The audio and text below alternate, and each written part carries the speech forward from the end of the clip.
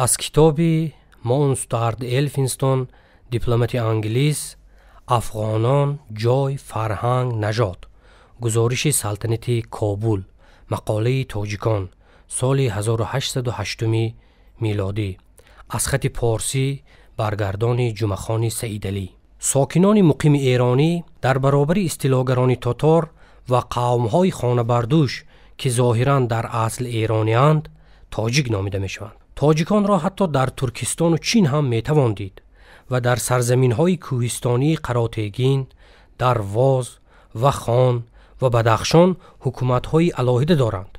چنین می‌نماید که آنان در ایران، وادی‌ها و همواره‌های افغانستان در منطقه ازبک‌نشین پیش از ورود و پیروزی دیگر اقوام ساکن بودند. تاجیکان با استفاده مساکن معین، دلبستگی به کشاورزی و دیگر مظاهر زندگی اقوام مقیم در همه جا ممتازند. تاجیکان مردمان صلحجو و مطیع حکومتند. افزون بر کشاورزی، به صنعت‌ها و پیشه‌هایی که افغانان یعنی پشتون‌ها ترک گفتند می‌پردازند. آنان با افغانان روابطی حسنه دارند. رفتارشان متکبرانه و توهین‌آمیز نیست، بلکه با آنان خویشاوندی می‌کنند و معاشرت برابر دارند.